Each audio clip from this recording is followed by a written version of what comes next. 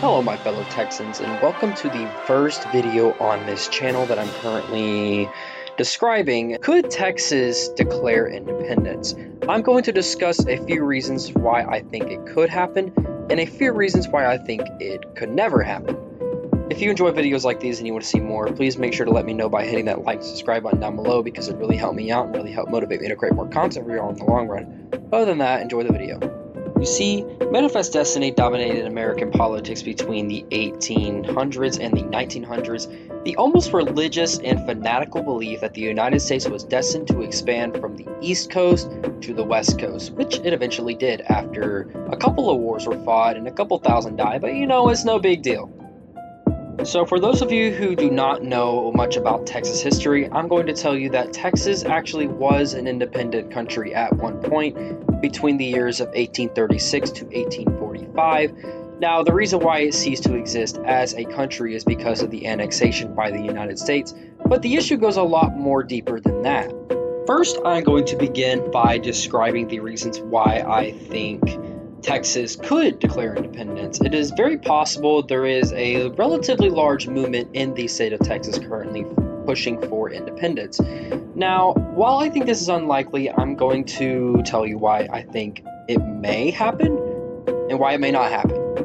According to Rasmussen reports, I found that about 1 in 3 of those polled believe that Texas actually has the right to secede from the United States, although only a mere 18% would support secession, and a whopping 75% would oppose secession. Well, that leads to an interesting question. Is secession legal in the United States? Well, according to past history, it isn't. That is the short answer, however. In the context of the United States, secession primarily refers to the voluntary withdrawal of one or more states from the Union that constitutes the United States, but may loosely refer to leaving a state or territory to form a separate territory or new state, or to the severing of an area from a city or county within a state. This may be in reference to the Free State of Jones, your favorite war/drama movie. The story is based on the history of Jones County, Mississippi during the Civil War and period immediately after it. Some events lead to secession that occurs within that area, and they secede from an already seceding territory, which is an interesting case. Advocates for secession are called disunionists by their contemporaries in various historical documents. So, due to the popularity of the Texas secession movement, which may or may not be legal according to the Texas versus White Supreme Court case, which deemed that secession was illegal, but all things considered, or just forgetting about that for a moment, how many men could a seceding Texas seemingly muster? I really don't know. We're going to find out now. So, according to the U.S. Census Bureau, current population estimates are at around 30,029,572, and the current percentage of Texans who are under the age of 65, over the age of 18, and are male is currently sitting at 31%.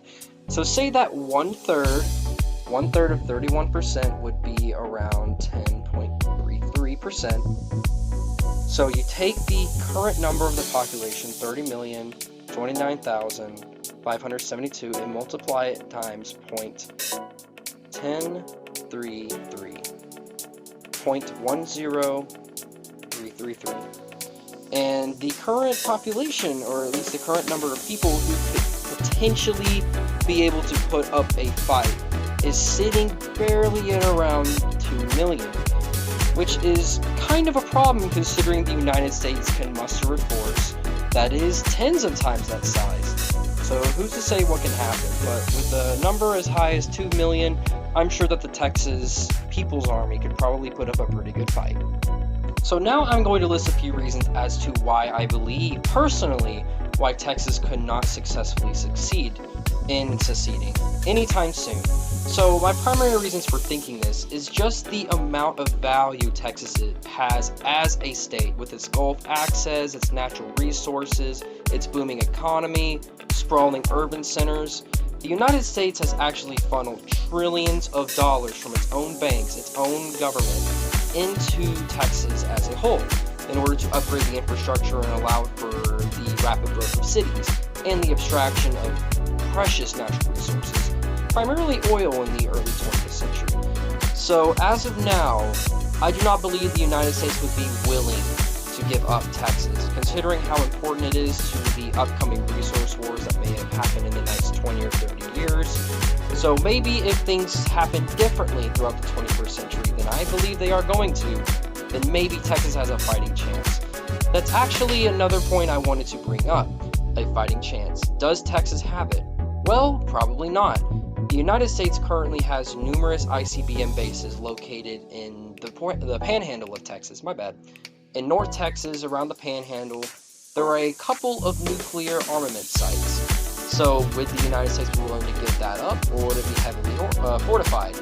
I believe it would. And also the number of military bases surrounding Texas as a whole, just the border of Texas. There are different military checkpoints at the border, but the United States Patrol Guard, or Border Patrol, would probably give us some issues here.